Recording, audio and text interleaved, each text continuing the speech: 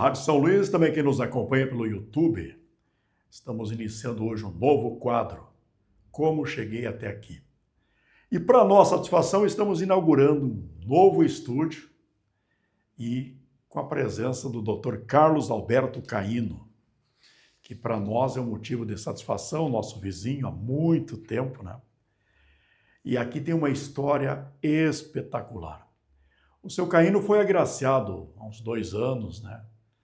Que a Câmara de Vereadores concedeu um título em que ele já estava no cartório há 50 anos. Então já são 52 anos. Só que o cartório de registro de imóveis aqui em São Luís tem 135 anos. 30 de agosto de 1890. Satisfação, Caíno. Muito obrigado por recebê-lo aqui. A satisfação é toda minha, viu? E de antemão os agradecimentos pela atenção que a Rádio São Luís sempre tem dado, não particularmente ao Caíno ou ao cartório, à comunidade como um todo geral, na intenção de informar aos seus ouvintes, cuja área de alcance é enorme, passa até fora do estado. Por isso a minha satisfação de colaborar com um pouco da história do cartório e da minha estada mesmo aqui nesta cidade. Verdade. Dia 30 de agosto completa 135 anos de cartório. E São Luís tem 145 anos. De município. O senhor está há 52 anos no cartório.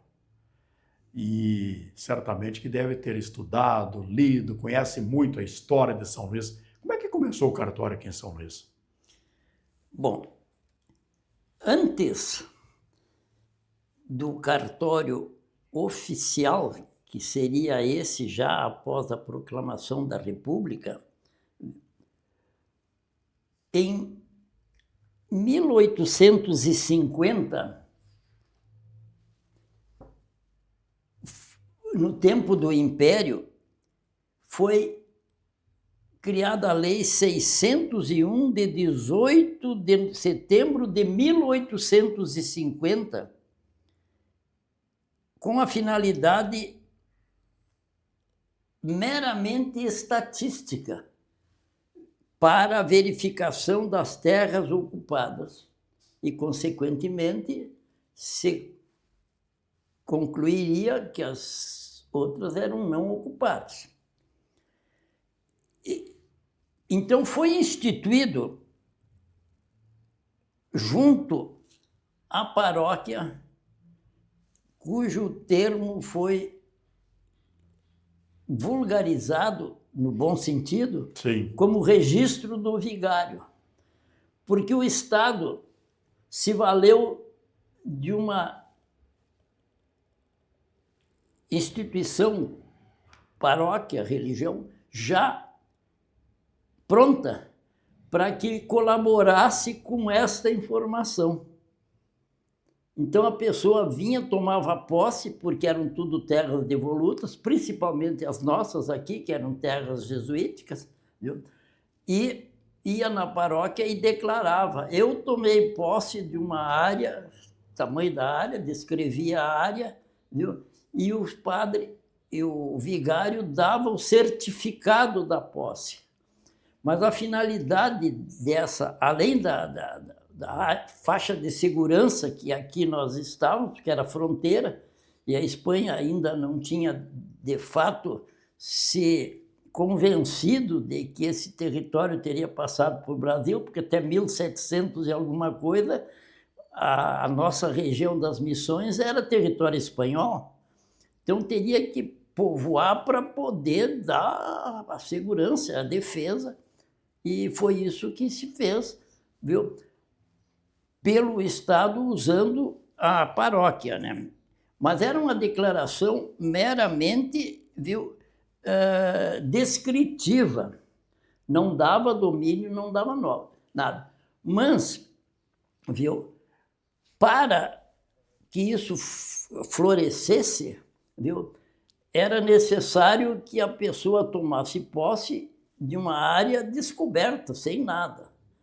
Aí, viu, esse documento servia para que a pessoa com o atestado da posse fornecido pelo vigário fosse no Banco do Brasil Contrair empréstimo para fazer as benfeitorias necessárias, inclusive porque aqui era tudo pecuária, compra de gado, mangueira, cerca, galpão, casa, enfim, para as benfeitorias. Viu?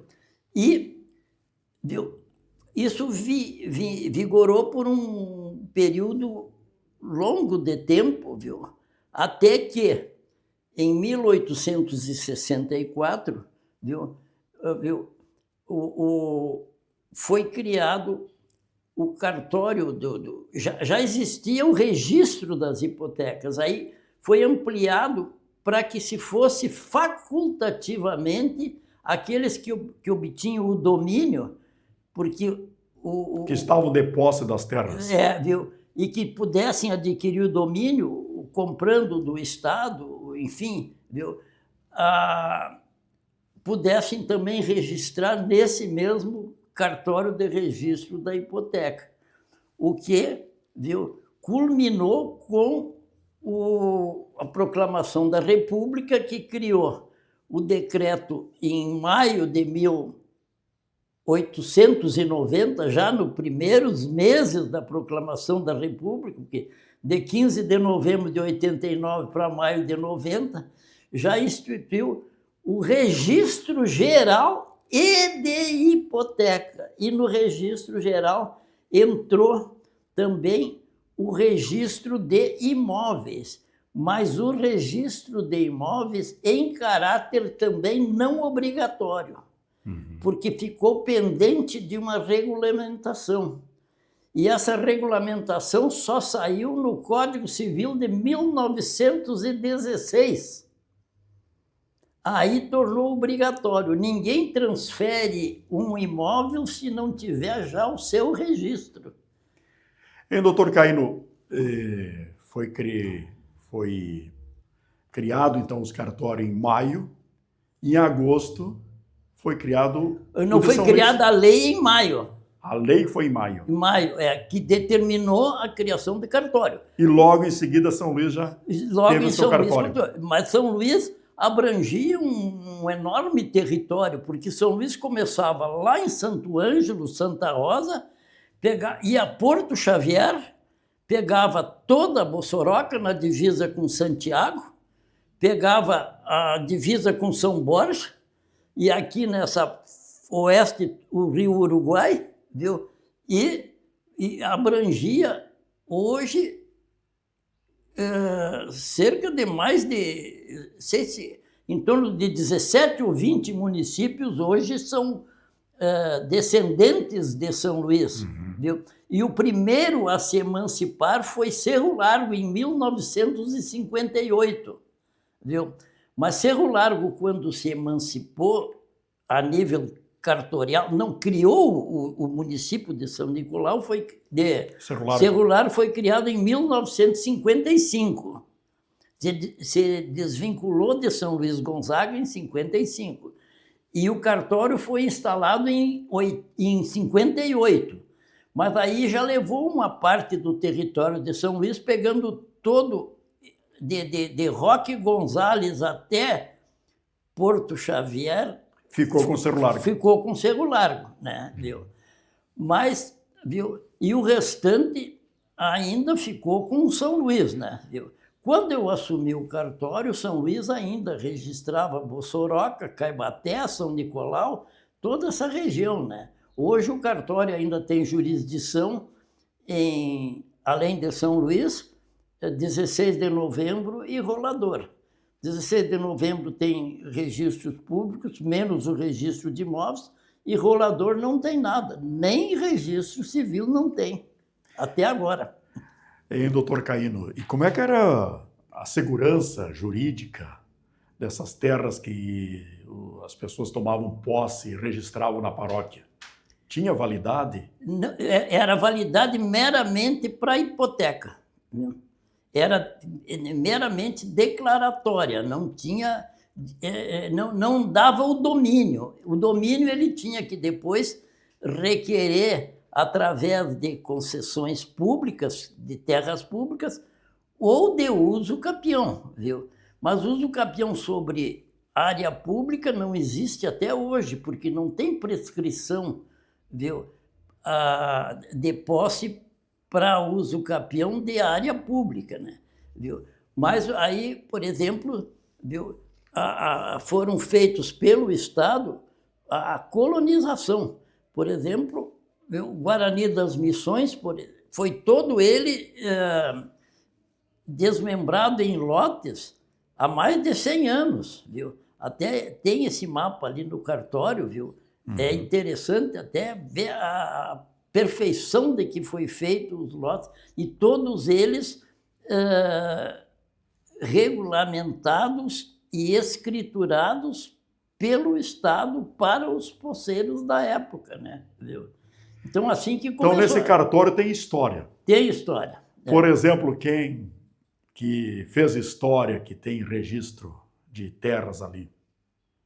Olha, como o registro passou a existir em caráter ainda facultativo, porque tu fazia uma compra e venda, viu?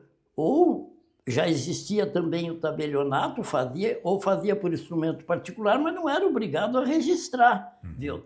E aí, como foi evoluindo, os primeiros registros de posse, viu, são até, às vezes, invocados em caráter histórico, para ilustrar. Tem registro ali, ó, na época ele vinha, registrava a posse, minha terra vai do olho d'água até o coqueiro, pela sombra do mato, até onde a vista alcança, viu? Então tem registros assim, daquela época, não era para formalizar aonde que ele estava tomando posse. Não existia GPS, não existia, viu? Era assim, viu? Ele, no caso, o poceiro que o senhor fala. O poceiro, viu?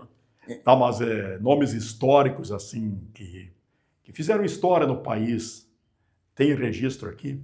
Bom, os mais cautelosos eram os Pinheiro Machado. Registravam toda a terra. O senador foi um dos articuladores da proclamação da República e foi senador já na primeira legislatura de 1890, viu?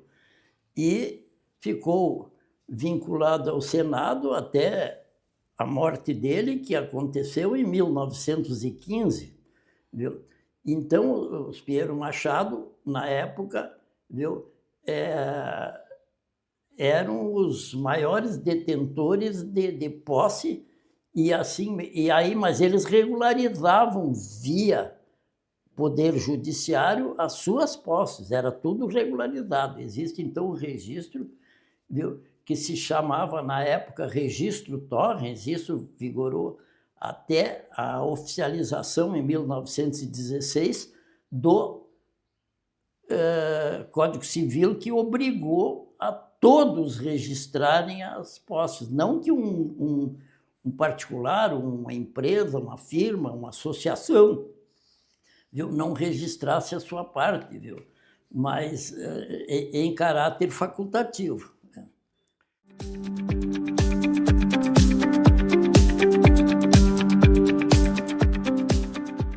Mas, doutor Caíno, até agora o senhor falou, né, da implantação do cartório aqui. Mas agora vamos conhecer um pouco de quem conduz o cartório hoje, há 52 anos. É uma história, hein? Mais de meio século. O senhor que nasceu em Cruz Alta, né? E veio para São Luís Gonzaga. Como é que foi essa vinda para cá? Como é que o senhor assumiu o cartório há 52 anos? Bom, eu conheci a minha esposa lá em Cruz Alta. Então o senhor veio por causa dela, viu? Da dona Alice. Bom, mas o negócio aconteceu bem antes de eu casei antes de eu vir para cá, viu? Naquela época não existia segundo grau aqui em São Luís, 1958, 59, 60. Viu? Não existia segundo grau. E o Colégio Santíssima Trindade, lá em Cruz Alta, era um internato famoso e bem conceituado aqui em São Luís. Todas as meninas, porque na época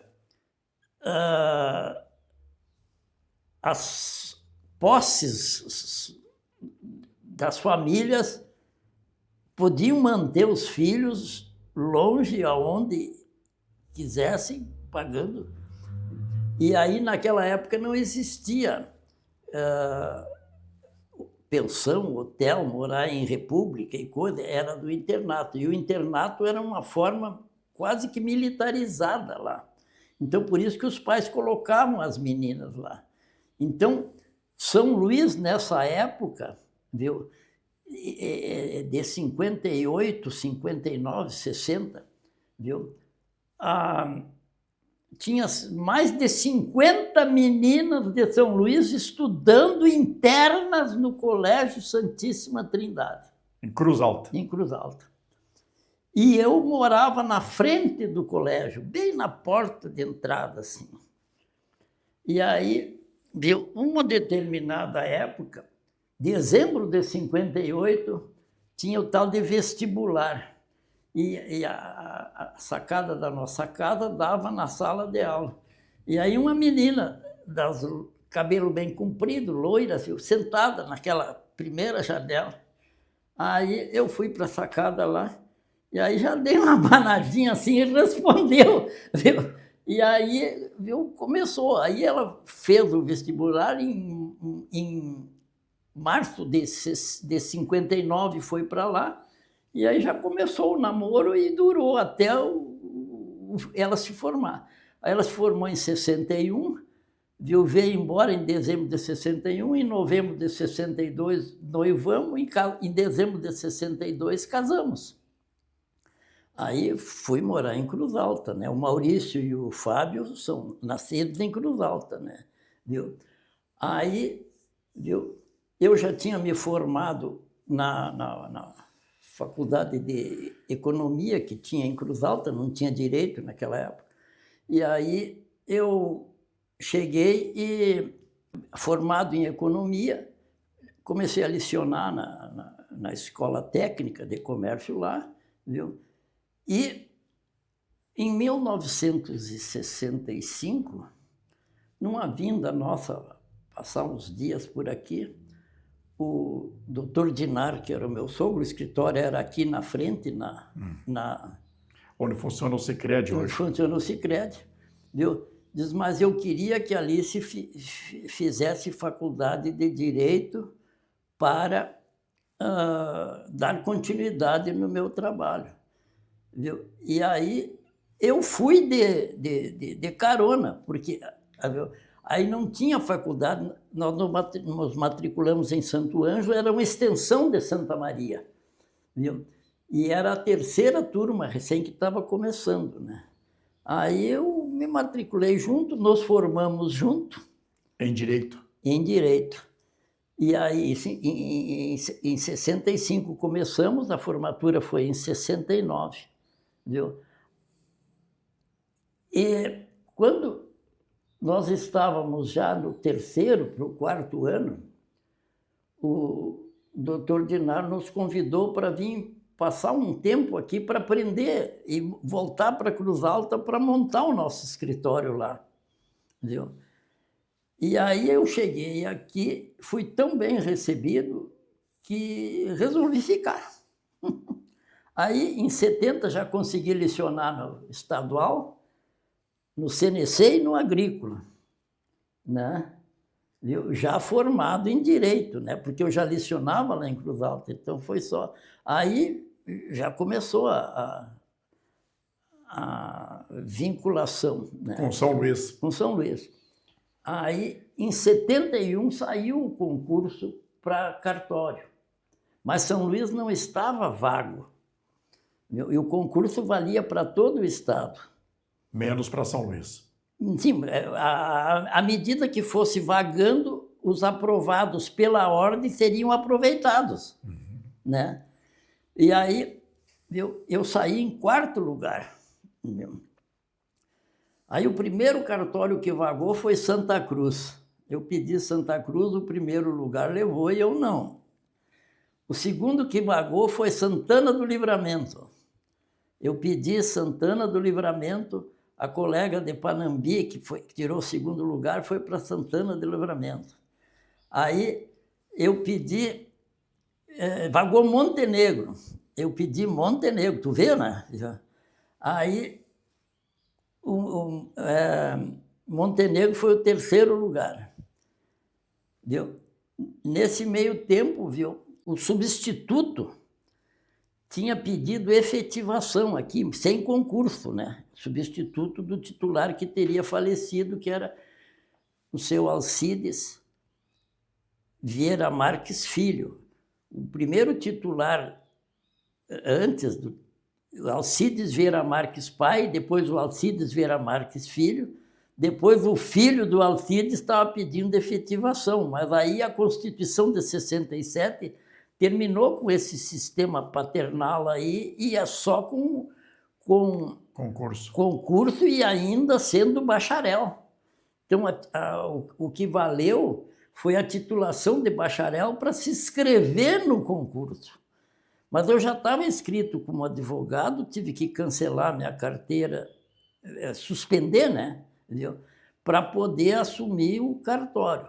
Aí, nesse meio tempo, viu, discussão vagou Bento Gonçalves e, no mesmo tempo, São Luís. Eu já tinha pedido Bento Gonçalves quando... Mas tu não quer São Luís, já que tu mora aí, viu? Eu digo, mas então vou ficar por aqui. O senhor estava determinado a assumir cartório, não interessasse aonde? Não, mas o concurso eu não podia perder, que era uma coisa imperdível, e é. Sim. Até hoje. Até hoje, né?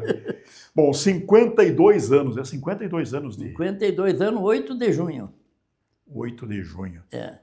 E o que o senhor poderia contar um pouco para nós, resumidamente, desses 52 anos de passagem aqui? Como é que o senhor... porque é a sua vida, né? É a sua vida no cartório. É a vida no cartório. O senhor é pecuarista, mas te conhece pelo cartório, né? Não, exatamente, viu? Aí, ó, como eu me vinculei... e tem outra particularidade.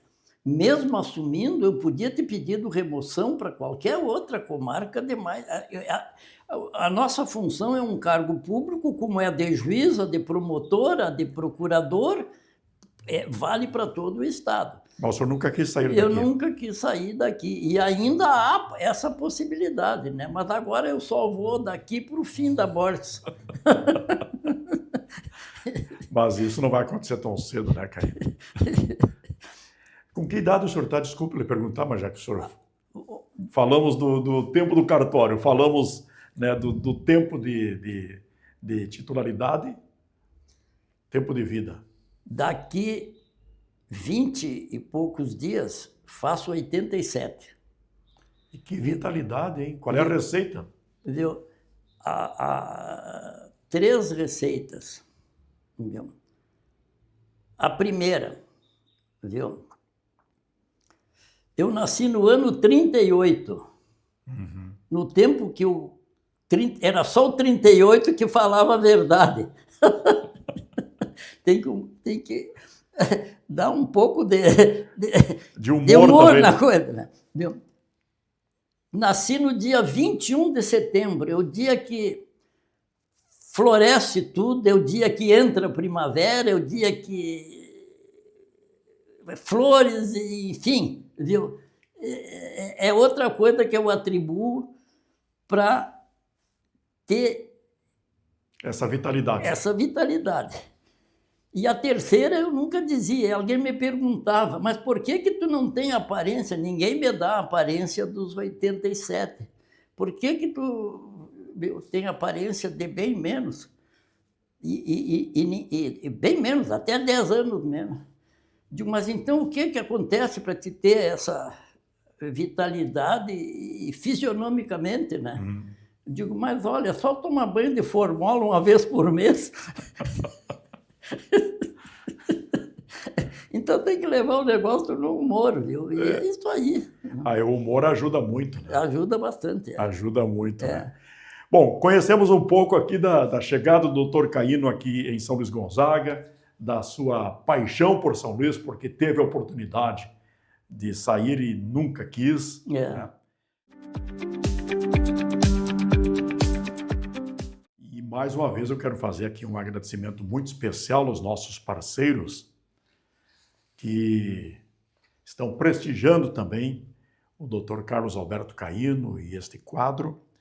E eu quero agradecer o Escritório Sul Contábil, Sindicato Rural, José Antônio Caetano Braga, Sicredi, Praudelino Batista dos Santos Sobrinho e Bruno das Chagas dos Santos, o ex-prefeito Sidney Brondani, CONCEP, Conselho de Segurança Pública de São Luís, Reolon Corretor de Imóveis, Infoserve Informática e Restaurante Pizzaria Malagueta.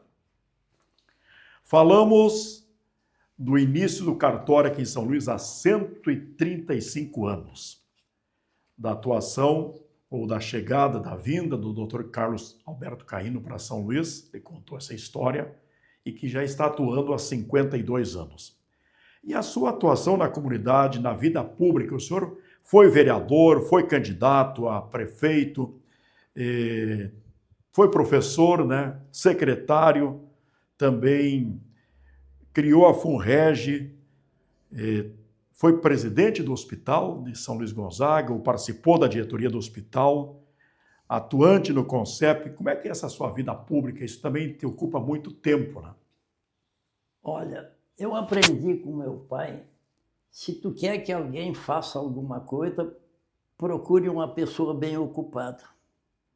Porque o que está desocupado é porque quer. Então eu trago de berço uma participação comunitária, viu? A exemplo do meu pai, uma pessoa simples, humilde, viu? Mas sempre participou da comunidade, viu? Pelo lado social. Quando meu pai faleceu, viu?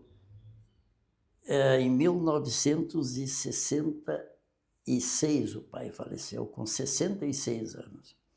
Mas ele já tinha um trabalho comunitário sem ser político. A Maria Bandar Westphal, mãe do Dr. Pedro Westphal, viu? Era uma das grandes colaboradoras, porque o meu pai foi gestor do lar do idoso lá, desde que já era coisa do meu avô. Quando meu avô faleceu, de Genaro, o Genaro é o nome do meu pai, meu filho também, dá continuidade a essa coisa. E ele assumiu o lar do idoso e ficou até falecer lá também, né, viu? Então ficou lá 20 e tantos anos, 30 anos, na gestão do lar do idoso, viu? E ampliou e fez tudo o que podia, viu? Despretensiosamente. E a gente aprendeu, eu nasci convivendo com aquilo, vendo o que fazia. E em 1972, a dona Maria Bandar Westphal tinha influência na comunidade, viu? E mandou construir um busto. Meu pai tem um busto na frente da catedral, na praça principal de Cruz Alta. Pelos serviços prestados. Pelo serviço prestado, viu? Então, mas eu nasci aquilo ali, eu tenho isso de berço. E eu cheguei aqui, não tive dificuldade de dar continuidade ao que eu participei bastante dessa fase, viu? Então, não podia ser diferente, né? Viu? Aí me integrei na comunidade, viu? A primeira diretoria que eu assumi foi a da paróquia, eu era vizinho aqui, ó, em 70 eu já era presidente da paróquia, viu? Porque a dona Saura e o marido eram do movimento familiar cristão, eu também tinha uma formação religiosa bem apurada, de família, viu? Aí já Em seguida, já fui presidente da paróquia e já na FESOJA de 72, a igreja estava caindo dos pedaços, o fogo já estava todo despencado. Aí iniciei uma campanha para a reforma da igreja em 72, viu? Não tinha ainda o salão paroquial, viu? Nós fazíamos todos os domingos, carneavam 1, 2 vacas, a comunidade colaborava, não precisava pedir para a reforma da igreja para ela estar bonita na FESOJA de 72. Porque São Luís foi a primeira FESOJA, perdeu depois para Santa Rosa porque não deu continuidade. Faltou liderança? Liderança. Mas entregamos a igreja bonitinha e pintada, porque a igreja era de 1944, quando ela foi construída, e até aquela data, os vitrôs todos quebrados, a gente reformou isso aí. Então foi a minha primeira integração na comunidade. Aí em 72 eu já estava lecionando em 3 colégios, já estava na diretoria da paróquia, e aí já não estava ainda no cartório, né? Entendeu? Mas aí me candidatei a vereador, fiz 506 votos em 1972. Hoje, quem faz 500... o eleitorado era 11 mil eleitores, né? Entendeu? Então, eu fiz 10% dos votos atribuídos ao partido, porque só tinha 2 partidos na época, né? Arena e MDB. E o senhor foi só um mandato vereador? Só um mandato vereador, é. Não quis depois dar sequência? Não quis dar sequência porque eu queria mais coisa. Daí... Mas há espírito de comunidade. Eu queria dar minha participação. Senhor... Agora tu veja, eu ia trocar um cartório por uma prefeitura. Mas o senhor foi vereador do tempo que vereador não recebia. Não recebia, exatamente. Nem ajuda de custo, né? Nada. Era trabalho comunitário, né? Aí, depois, viu, já o senhor João Loureiro era o presidente do hospital. Aí me convidaram para fazer parte da diretoria do hospital. Participei da diretoria do hospital desde o tempo do seu João Loureiro. Depois o seu João deixou o Antão de presidente, o Antão deixou o Germano de presidente e depois fui eu. Eu já fiquei na diretoria umas quantas vezes. E esse pavilhão que está lá, que não terminaram, eu comecei ele praticamente do zero em 86. E em 90 entreguei como ele está hoje. Vai ter que voltar para lá para concluir o... Não concluíram ainda o 3º piso. E a comunidade não precisava pedir. Isso aí que eu fico impressionado. Viu? Vinha espontânea a contribuição. No dia que eu assumi, viu? Eu lancei a campanha do cimento para poder toda a estrutura de concreto, né? E o Trauer, viu, estava comemorando 50 anos, eu acho que, de atividade, e dizia, eu não vou fazer festa. Deu um vagão de cimento, na época veio 1000 sacos de cimento, viu? Fizemos toda a estrutura só com cimento doado pelo Trauer, viu?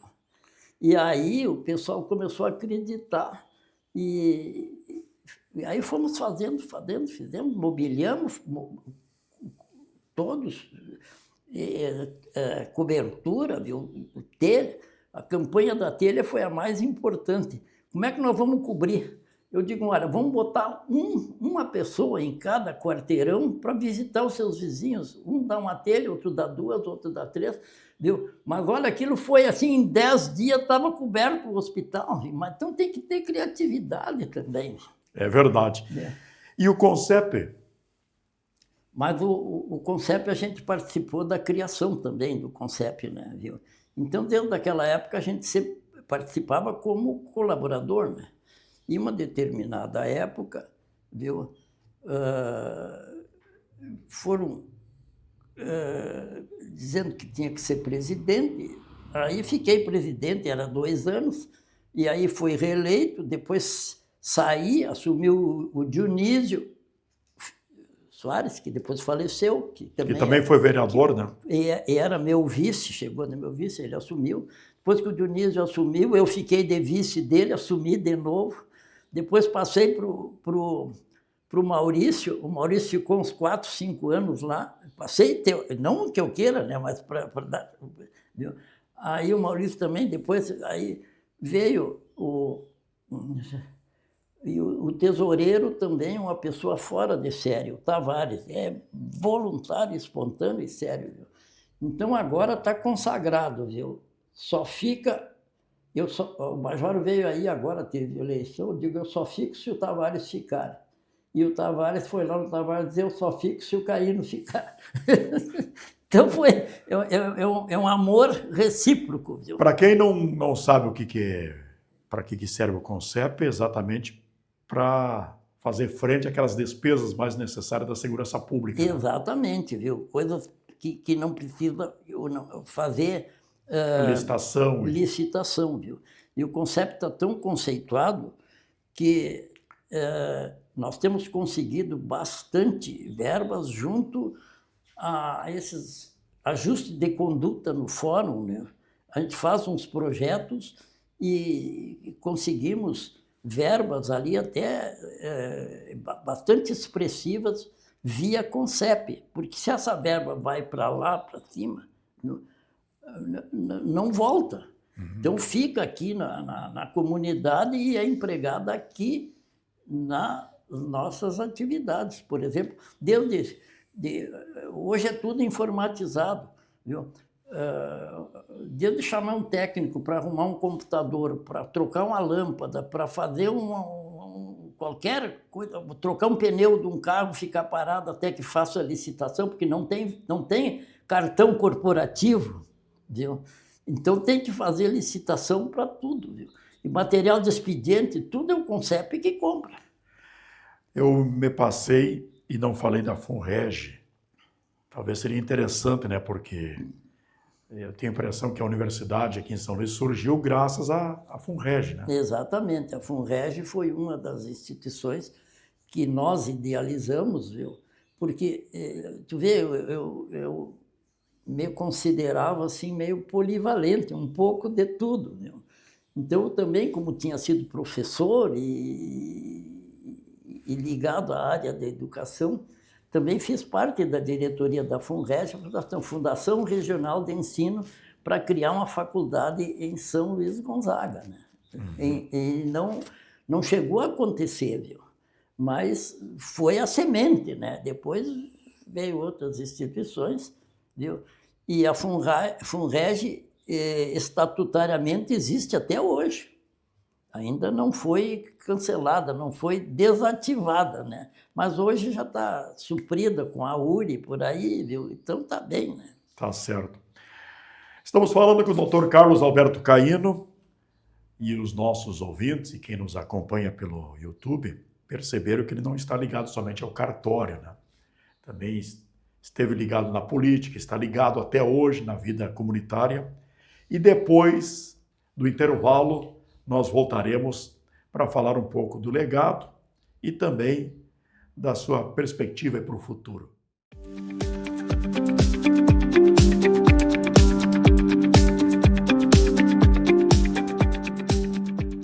Hoje o nosso convidado é o Dr. Carlos Alberto Caíno, que há 52 anos assumiu o cartório de registro de imóveis aqui de São Luís Gonzaga. Aliás, doutor Caíno, o senhor trouxe aqui uma ata, né? Até é bom o senhor mostrar para nós. Fala um pouquinho dessa ata aqui. Viu? É uma ata, viu?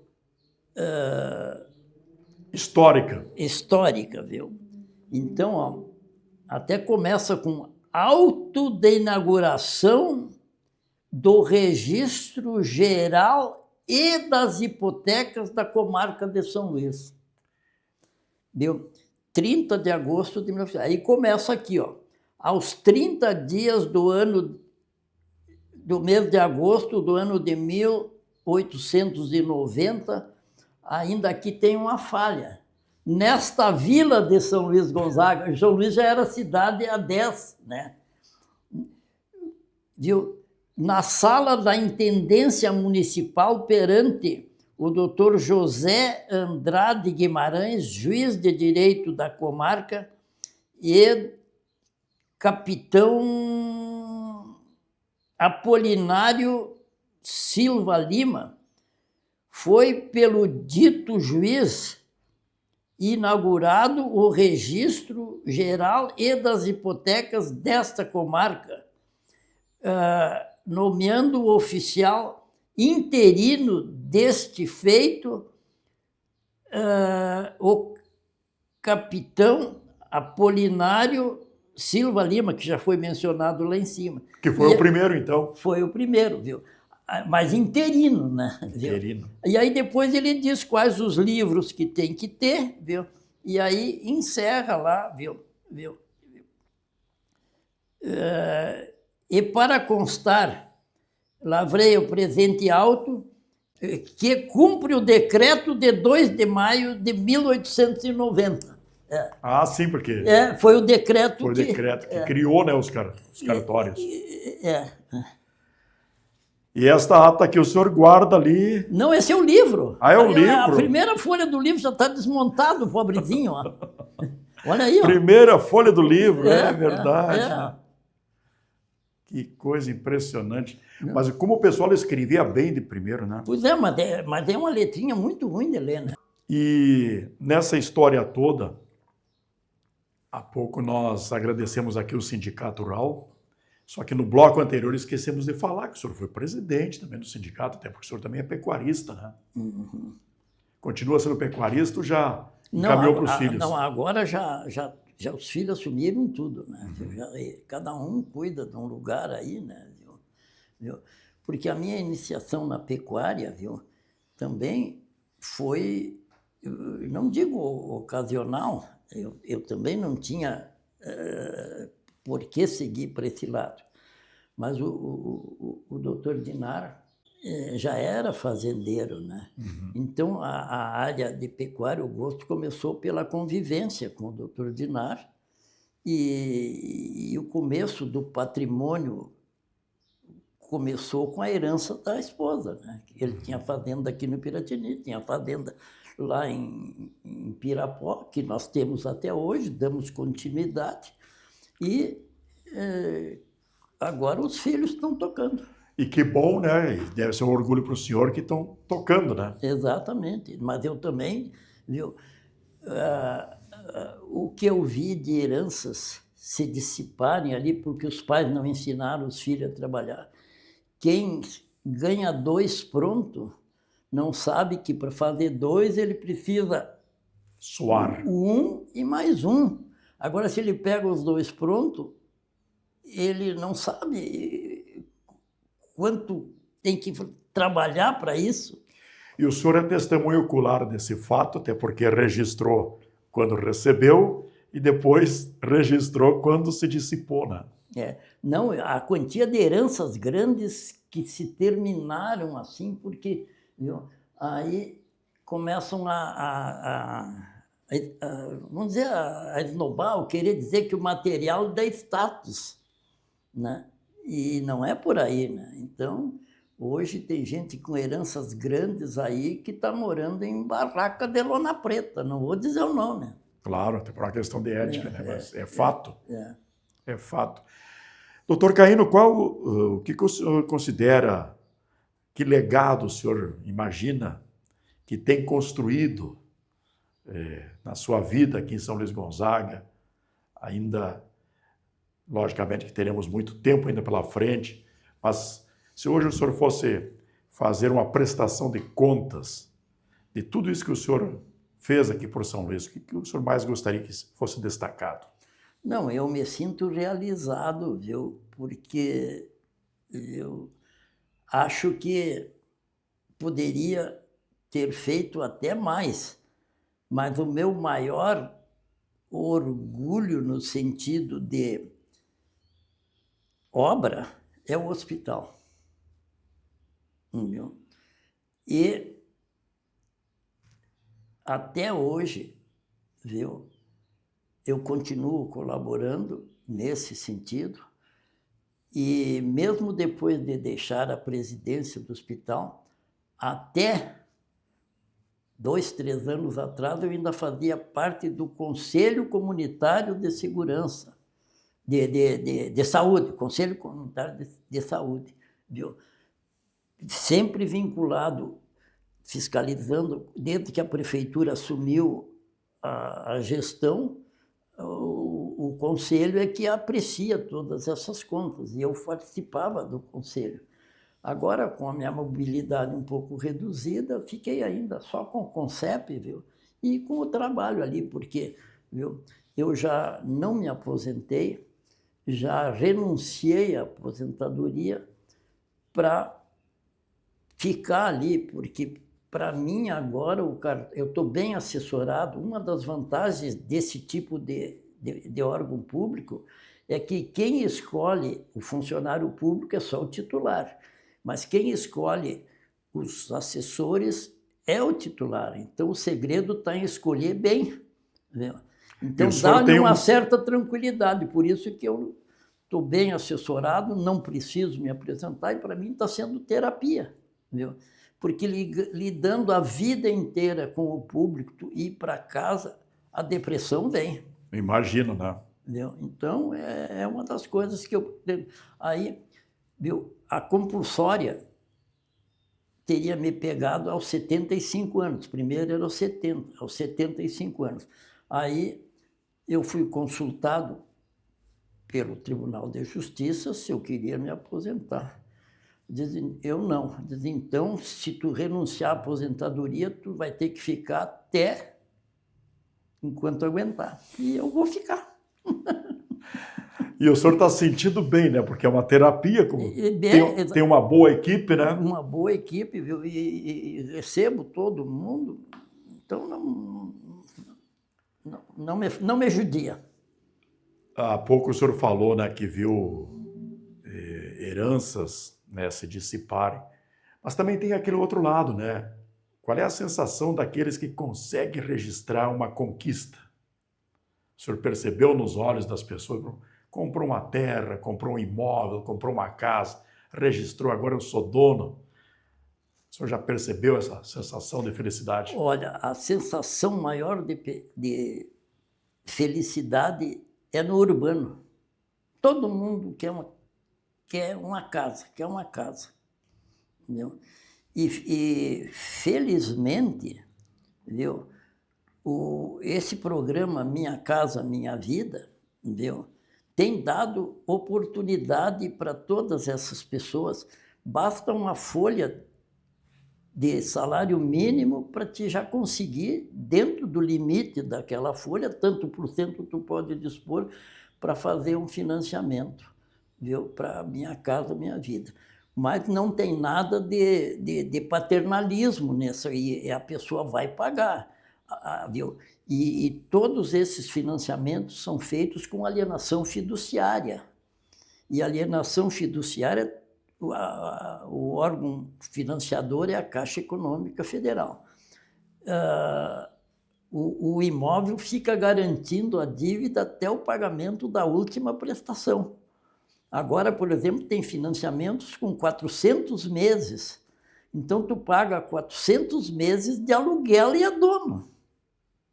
É verdade. Então, tu pode variar também com 300, com 200, mas, viu, dependendo da idade, viu, é um aluguel que tu paga. Então, São Luís Gonzaga, desde que começou Minha Casa Minha Vida, tem em torno de 34, 35 mil habitantes. Viu? E a população não aumentou, mas o número de imóveis aumentou consideravelmente. Para qualquer lado da cidade que tu saia, nessas vilas, é casa nova, é condomínios. Mas do que aconteceu? Primeiramente, morava numa casa 2, 3 famílias. Agora cada família tem a sua. Primeiramente, morava numa casa pai, filho, filha. Agora não. Já querem ter a sua casa própria, né, viu? Não digo que não seja para dar satisfação, porque, viu? Mas aumentou o número de habitações sem aumentar o número da população, porque eu até não fiz uma estatística, mas, viu, cerca desses financiamentos habitacionais, 70%, 80% é de solteiro ou solteira. E quer iniciar a sua vida de forma independente. Então, né? é a maior satisfação de quem adquire a sua habitação. Viu? Uhum. E qual é a sua mensagem que o senhor deixaria para as novas gerações? Olha, o que é preciso, em princípio, viu, é ter berço. E o berço faz com que você não espere as coisas virem espontaneamente ou através de loterias ou coisas. Tu tem que correr atrás e perseguir. Tu tem que ter um objetivo. Eu quero isso e vai atrás disso e tenho certeza que consegue. Quando tu tem um ideal, tu tem que perseguir até conseguir ele. Uma das coisas que também é preciso a pessoa ter um pouco de sorte, viu? Porque a maioria hoje dos que se formam bacharéis, viu, querem fazer um concurso público, viu? E o concurso público, viu, depende um pouco de sorte. É como um vestibular. Se cai o que você sabe, pode ser, tu saber uma questão só, tu passa, né? E eu, por exemplo, nunca tinha trabalhado em cartório e passei. Então, eu me considero uma pessoa de sorte, viu? E agradeço a Deus, sou crente dessa parte, viu? Pela sorte que eu tive e recomendo a todos os outros, confie nele que ele provê para ti. Que bom. Doutor Caíno, muito obrigado pela sua gentileza, sucesso e que possamos nos encontrar mais vezes. Eu também agradeço à Rádio São Luís pela atenção sempre que tem dado a esses assuntos de ordem comunitária, particularmente agora com relação à minha pessoa, e também, de uma forma, agradeço às pessoas que patrocinaram essa entrevista, viu? Porque, além de serem pessoas destacadas na comunidade, eu considero todos eles como meus amigos particulares. E uma coisa que me dá satisfação, eu acho que não tenho nenhum inimigo em São Luís em todo esse tempo aí. Se existe, não se revelou ainda. Obrigado. Um abraço, muito obrigado.